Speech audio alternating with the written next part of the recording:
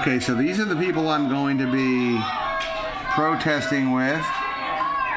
These are real rabble-rousers. And she just calling the police?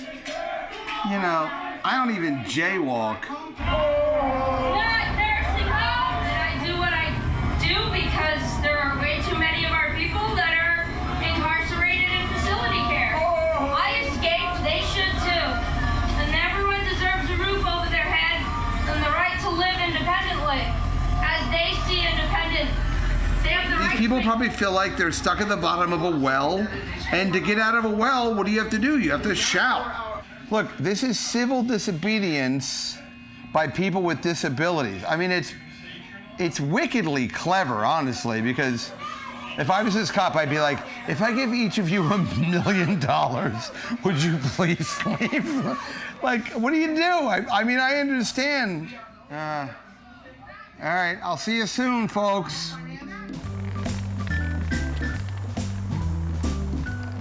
Now, if you remember, the last episode was pretty exciting. I was invited to a rally. Well, as my grandmother used to say, don't write checks with your mouth that your ass can't cash. So I'm gonna go to the rally, and I'm excited. I am now part of the solution. I tell you, I don't want to use the term hero, but I'm a hero.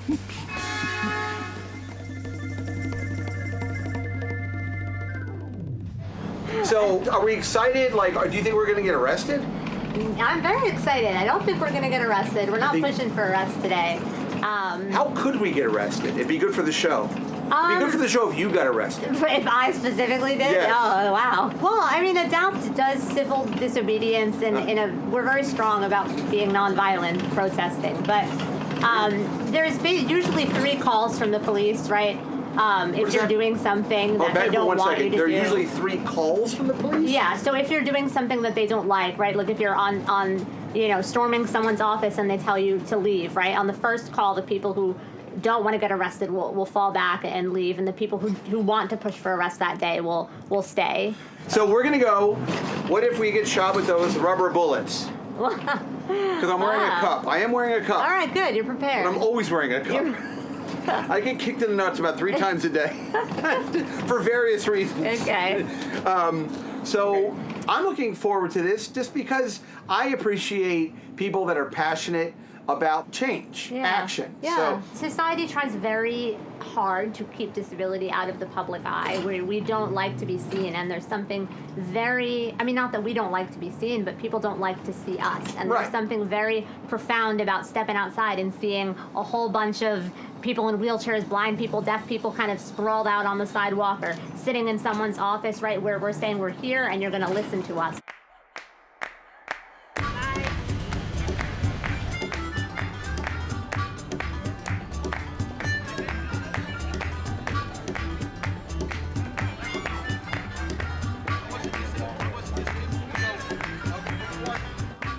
No, it's a nice label. It's good. You should get a tattoo of that. Slap in the face. All right, wait till you get yours. Wait till it's your turn to go to a nursing home. Maybe I will use the hand sanitizer. There we go. Wait. We adapt. All right, we do adapt. Oh, we yeah. are adapt. We are adapt. We do adapt. That's right. That's right. It says ADA, but the P's backwards. It is for now. Careful. It is for now until we get the glue on it. Shade it. Backseat banner making. That's what we need. Now we are here protesting because they want to cut the program that people get home health aids. Right. One of those programs is the Consumer-Directed Personal Aid Program. Which is where you basically get your own... CDPA. Right. Where you can hire people and stay at home instead of having to go to a nursing home if you need more assistance for your daily things like cooking or doing even dishes. things that are more, frankly, personal than that. You should be able to get, taking showers, everything. Right. As a person with disabilities, it's more difficult for me to get a home health aid Right. than it is for me to go into a nursing home. Right. If our bills that repeal these regulations don't go through, that's true. So basically, people with disabilities that don't need a nursing home, you're forcing them into a nursing home by not allowing them to get home health aides. You ever been arrested? Yes, the last time when I got arrested, they didn't take us to the jail because there wasn't enough room and they couldn't get all the wheelchair people there. Okay. So they... Ironically, that's the one place where you want less accessibility. You're like, keep your jails, we're fine. We don't need to get in them.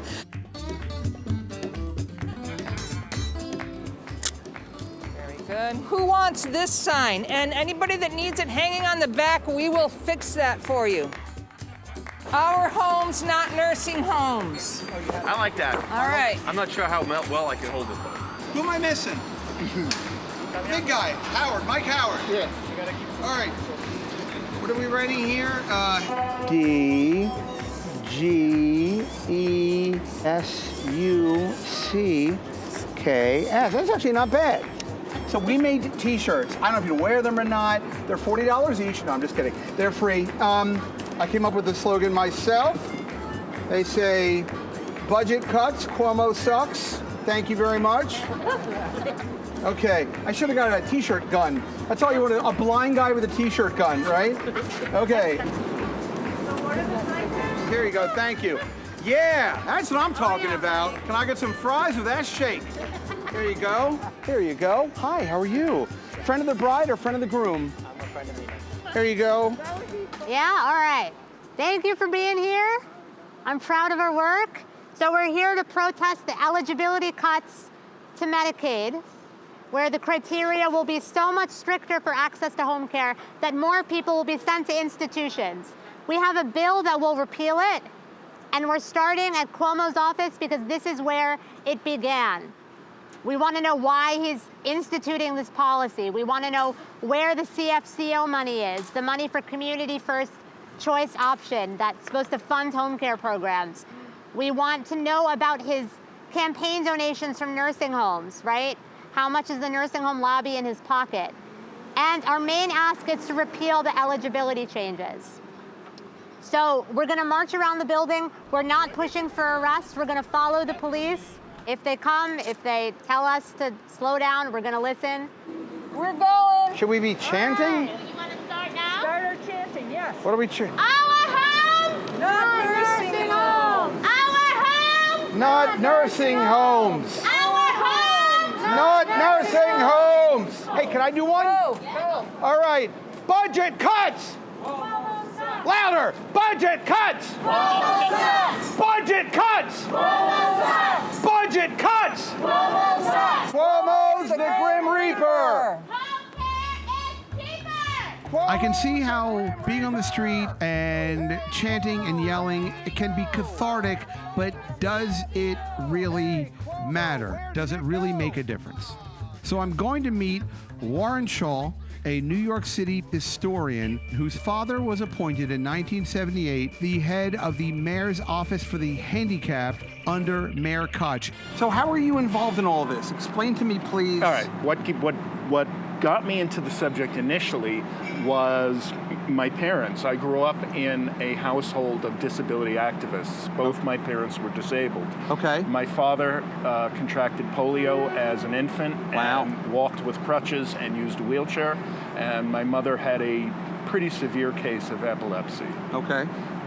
And the modern New York City disability rights movement got rolling in the early 1960s, and it rolled right through my apartment, so to speak.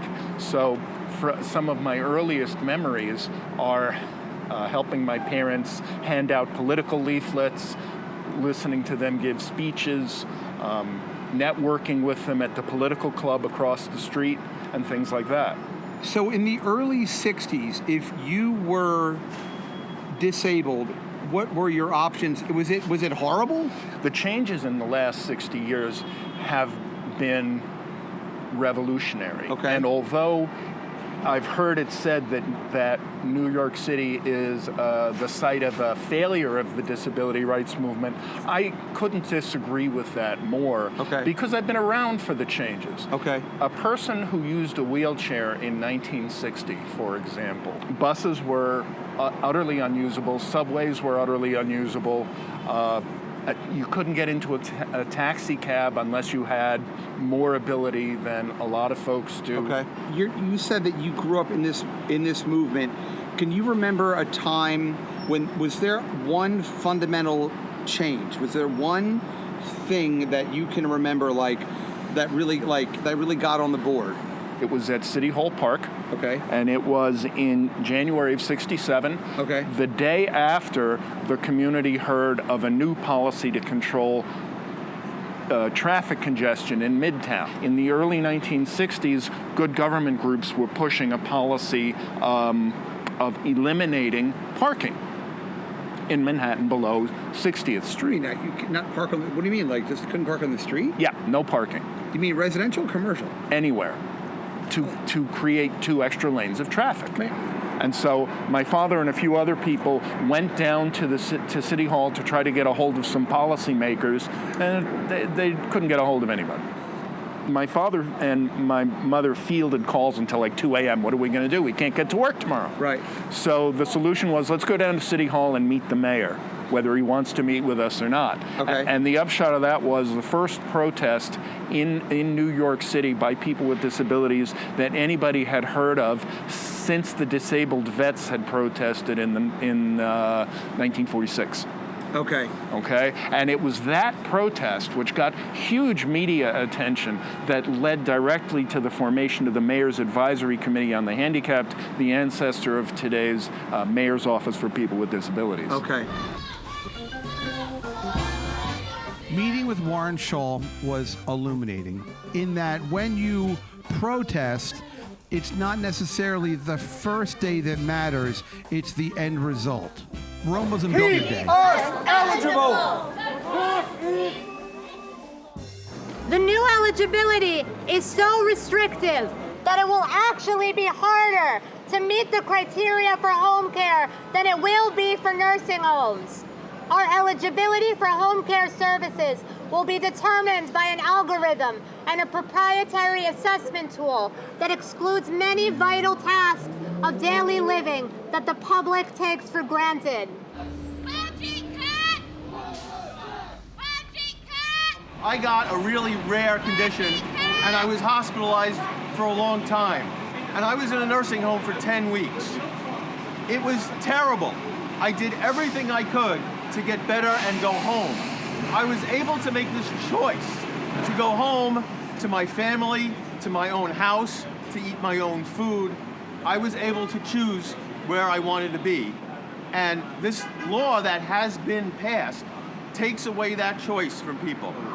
So do you have a home health aide now? I went home. Insurance gave me 4 hours a day, which is kind of useless. So my wife had to stay home. Okay.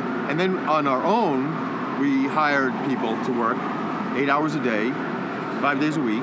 So my wife could go to work a little bit at $100 out of pocket a day. Okay.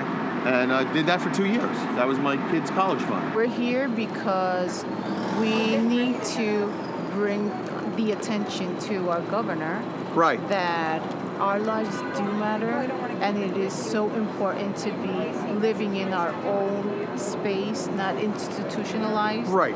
And we have to have access Right. to home care. Right. And the way that we deserve to have access. Now, explain to me, what does your aide help you do? Okay, well, she has to cook for me. Cook for you. She has to help me bathe. Bathe. So cook, bathe, Do laundry. laundry. Okay. Do shopping for me. For shopping for you. Help me dress. And Help me dress. right now, without that home health care aide, would you be in a nursing home? Yes, and I will probably be dying by then. You'd be dead already. Yes. Governor Cuomo doesn't realize how difficult it is to have a disability. But it also seems like we're groveling for basic necessities. Right. We're begging the government and everyone around us for basic necessities. And all we need to do is survive. we are the same as everyone else. We just do it a little bit differently. Yeah. You have a home health aide, do. right? And that person helps you 8 hours a day, 4 hours a day? I have 24 hours. 24 hours? I do, yes. So they live with you? Yeah. Without these people to help you, you would be in a nursing home? Absolutely. Okay. Especially when I am hurt, when I'm broken, when there was a time where I was in a body cast for 9 months. Are you serious? I couldn't sit up, I couldn't go to the bathroom, I could barely feed myself. You know, and there's days where I have so much physical pain that I can't get up and move. I mean, like, it's so important. Being part of this demonstration illustrates to me how this isn't just a day out on a lark. This is a struggle for survival, and this is a concentrated effort to get the attention of the governor's office, and they're not even sending anybody downstairs to meet with us. So we are going to storm the Bastille and go into the building and demand they send somebody down. Cuomo's the Grim Reaper!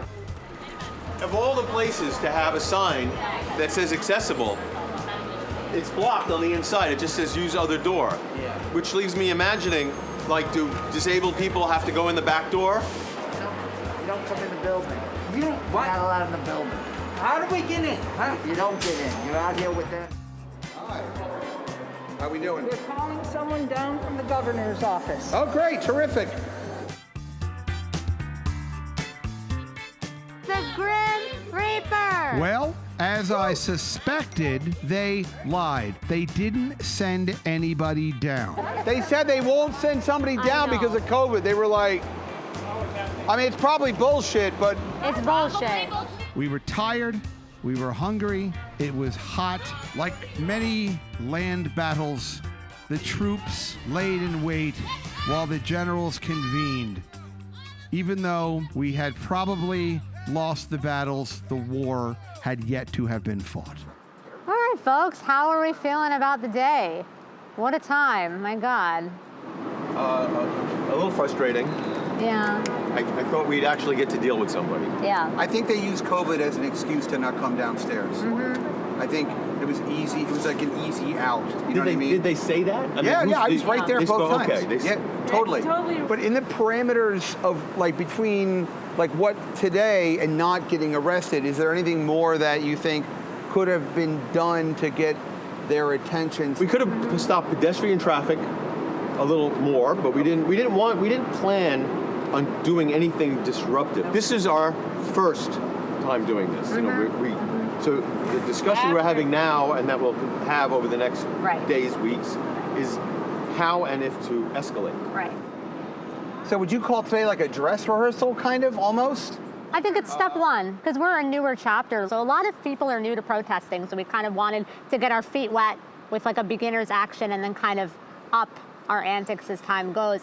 And I think too, because what we also have to talk about is it's not just Cuomo, right? We have a bill that we want to pass that's sitting in like the finance committee collecting dust, right? So it started with Cuomo, but there are a lot of other key players here who are just not looking at the bill, not caring, not voting. So we have to think about, like, who are we targeting next, and then what are the tactics? It's going to be a long fight to get that bill passed. Remember, I said there was no single revolutionary changes. Right. There were just a number of changes, more or less incremental, that cumulatively have had a revolutionary impact. It took something like 50 years of advocacy about curb cuts to get us where we are today. In terms of the movement for yourself and the movement writ large, where do you see this going in the next 20 years? The disability rights movement is, to my way of thinking, the ultimate human rights campaign. Why do I say that? Because anybody at any time can become a part of the disability community. It's the only minority group of which that is true. As a result, disability activism is activism that is completely independent of your age, your sex, your gender, your sexuality, anybody can your fall down a flight of nationality, stairs. your language, Right. anything else. Right. It is strictly a campaign for the rights of people as people. Sure. And to my way of thinking, that makes it one of the great efforts of humanity's history. And where I think we're going to go in the next 20 years, we're going to continue to make incremental steps down the road to the day when disability no longer matters. And everybody has a chance to develop a meaningful, productive life, have a chance at happiness, and do what they want with their time on Earth, just like we all want.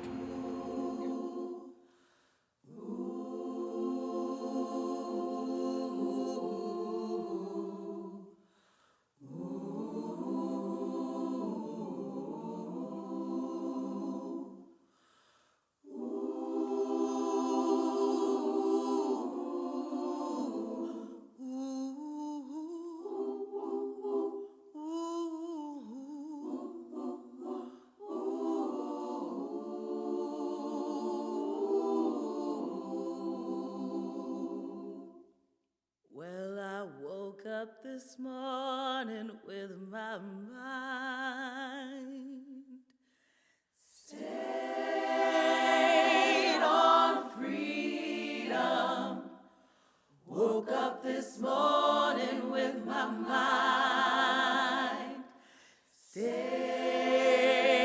on freedom. I woke up this morning with my mind.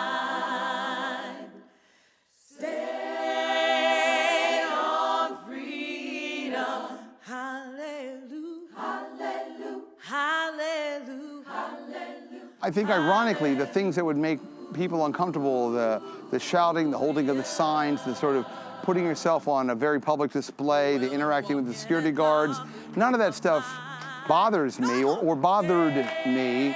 It was more just understanding that being part of this community, at least for the day, was a privilege.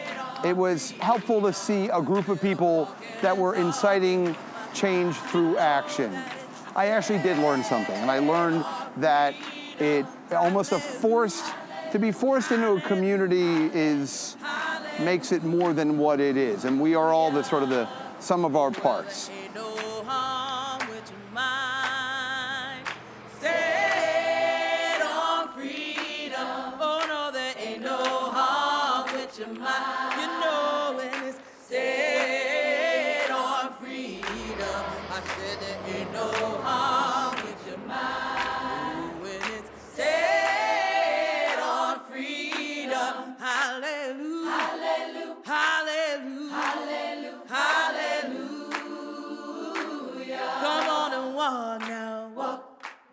You better walk, walk, come on and walk, walk, with your mind on freedom. Walk, walk, come on and walk, walk, you better walk, walk, with your mind on freedom. Oh.